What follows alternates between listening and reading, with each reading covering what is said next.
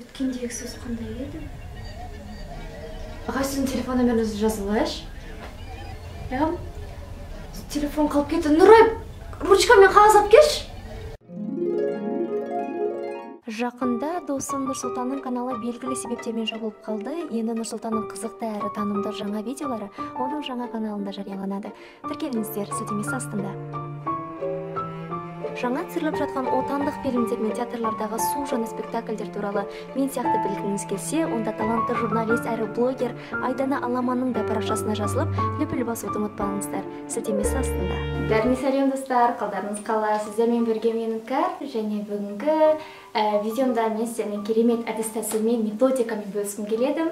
Бұл әдіс-тәсілді мен осыдан 2-3 ай бұрын, жарты жыл бұрын тапқанмын, және әрине неге бұрын емес, неге қазір деп өкінемін. Шын айтқанда, бүгін біз сіздермен есте сақтау қабілеттілігімізді арттырамыз. Сонымен біз дайынбыз ба? Бұл өте сондай, білмеймін, маған өте ұнайды бұл тәсіл. Бастамай жатып, мен сіздерге бірнеше сөздер ұсынғым келеді. Визионер, инженер, 8701 465 1718, Оливрувер, Асадал, Ергенек, 21 1945, Морена. Болды, жетеді.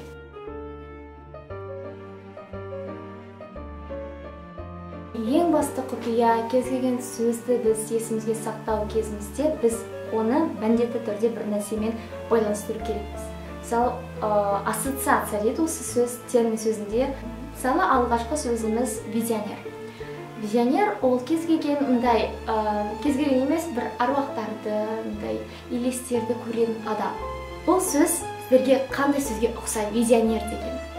Мен үшін бұл сөз пенсионер деген сөзге ұқсайды.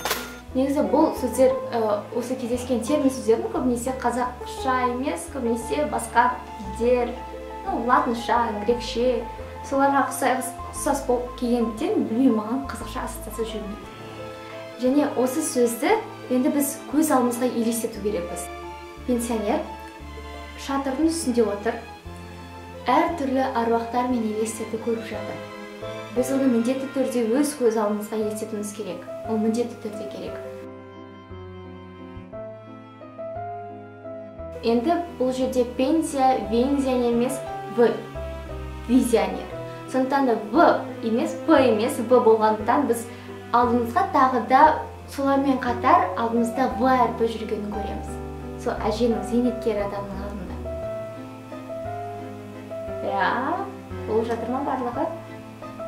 Бұның бәрі міндетті түрде болатын нәрсе, мұның бәрі керек нәрсе.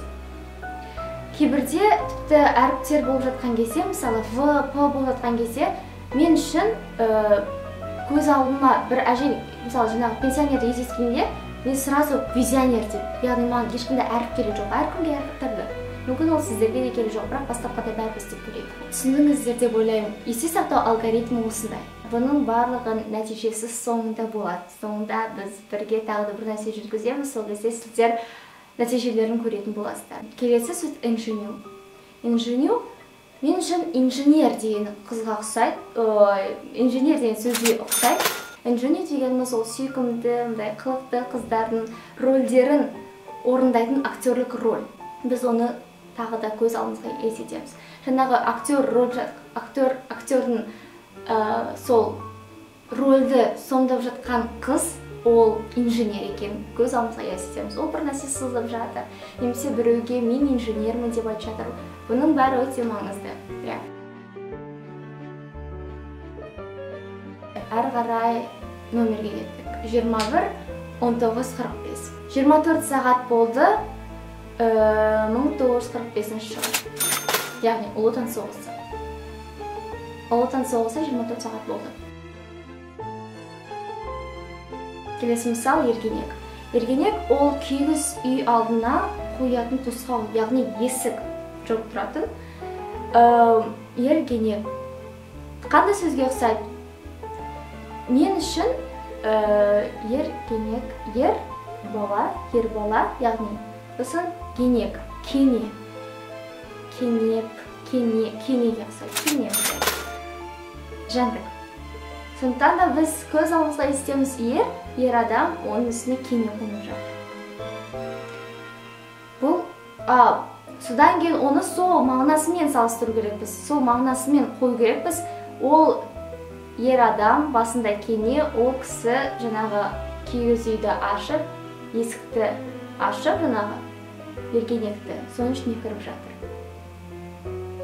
Да? Барлығы жақсы деп ойлаймын.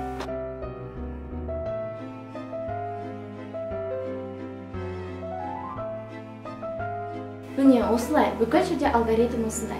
Ең басында сіздерге қиын болуы мүмкін, ой қалай мен ол кісі тез айтып жатқан кезде мен оны үлгермеймін ғой деп, бірақ ол күнде ол практика.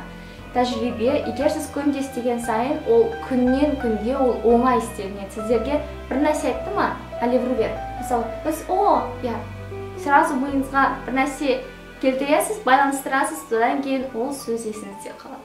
Тіпті мектепте де, студенттерге де әртүрлі терминдер білген кезде біз оны қолымызға жазып жатамыз, оның бәрі шешілетін жағдай. Бұл нәрселер шынымен де өмірді жеңілдетеді. Тағы да телефон номерді айтайық. Мысалы 8701 дедім, 465, 17, 18 дедім. 8701, жарайды, оны сақтай саламыз, оны активтеп сақтай саламыз. 465, мысалы, мен жаттадым, бұны номерді білеміз ғой. Яғни 465. Немесе 46, 5, 4, немесе 4-ті жай ғана, цифрды жай ғана сақтап, 65. 65 жастағы мүмкін сіздің әкеңіз бар шығар, мүмкін бір атаңыз бар шығар, 65-пен байланысты бір нәрсе бар шығар өміріңізде. Соны есіңізге келтіресіз 17-18. 17, мысалы, жасым менің 17-де, сосын келесі сан 18-ге толы. Вот, сондай. Мен үшін солай келтірдім. Яғни, әр адам өзінің ойымен келтіреді. Бұл әдіс тәсілдің кереметтігі сонша, сіздер бұл тәсіл арқылы кез келген тілді аз уақыт ішінде үйрене аласыздар. Мысалы, кәрші буза. Ол бас киімдегі мағынаны береді. Буза, кейбіреулерімізге муза, мен үшін блузка деген келеді. Сондықтан да мен көз алдыма елестетем, басыма шапка киіп жатырмын, оны блузкамен жаптым. Блуза. Да?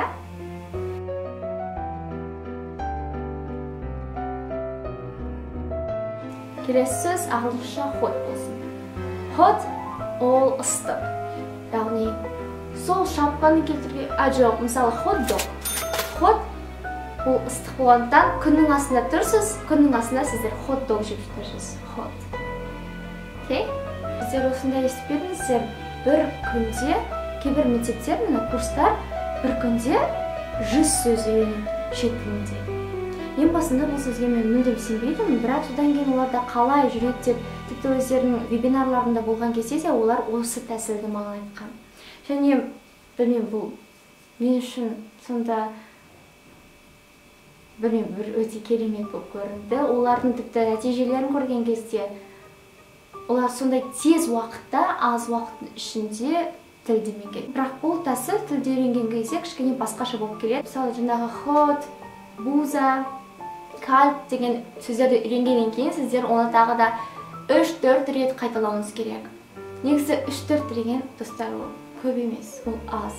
Күніне 100 сөзден емес, күніне 10 сөзден бастаңыздар, содан кейін өсе бересіздер. Яғни кез келген нәрседе ол. Мысалы, үлкен нәрсені алып алады кейбір адамдар. Содан кейін оны қол алқасына сыйдыра алмай, оны өздерінің графиктеріне келмей, оны түсінбей тастайды. Мысалы, немесе кез келген кітапта үлкен тарихты алады, олар ешқашан тарихты білмеген, бірақ тарихты алады да, содан кейін көреді, оқиды, іштері пысады, еш нәрсе түсінбейді, содан кейін ой, мен тарихты түсінбеймін. Егер сіздер тарихты оқыған кезде, мысалы, кішкентай нәрседен алып оқысаңыз күнде, ол әрине ол кішкентай нәрседен сияды. Олар жаңағы сөзді үйренгеннен кейін, күніне 100 сөзді үйренгеннен кейін 3-4 рет қайталайды, содан кейін ол жылда ұмытпайды, бір жылда ұмытпайды. Білесіздер ме? Және олар тек қана ол сөзді жаттап қайта салмайды үйлеріне, олар практикада оны іске асырады, олар кітап оқиды, және ол кітапты оқыған кезде әрине ол сөздер кездеседі, міндетті түрде кездеседі, одан сайын ол миларына сіңе береді. Сонымен видеоны қорытындылай келе, мен сіздермен жаңағы сөздерді қайталағым келеді. Мен сіздерге мағынасын айтам, сіздер маған оның терминін айтасыз. Әртүрлі әруақтарды, елестерді көретін адам визионер. Кигіз үйдің алдына қойылатын тосқауыл ергенек. Кәріше бас киім бізде қалай? Буза. Домашний номеріміз 24-19-45. Және егер сотовый телефонды естеріңізге сақтасаңыздар, онда 801 бізде актив болды, 465 17-18. Міне осылай достар, бұл әдіс тәсілмен сіздермен бөліскеніме өте қатты қуаныштымын. Нәтижелермен бөлісіңіздер, пікірлеріңізге жазыңыздар, маған өте қызықты. Сонымен алдағы келе жатқан емтихандарыңызды жақсылап тапсыруларыңызға тілектеспін. Сіздермен болған мен Іңкәр. Пока. 801 465 17-18. Бұл номер, айтайын, бұл менің номерім емес. Бұл білмеймін кімнің номерін, сіздің таңда мазаларын алмаңыздар өтініш. Себебі, айтайын ба, алдында мен ән пранкын түсірген кезде менің Әсел деген досымның несі болған, номері қалып қойыпты.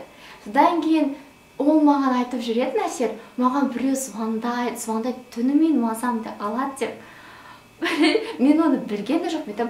Сосын ол Әселге звондаған кезде жаңағы жігіттер болды, ылғи жігіттер.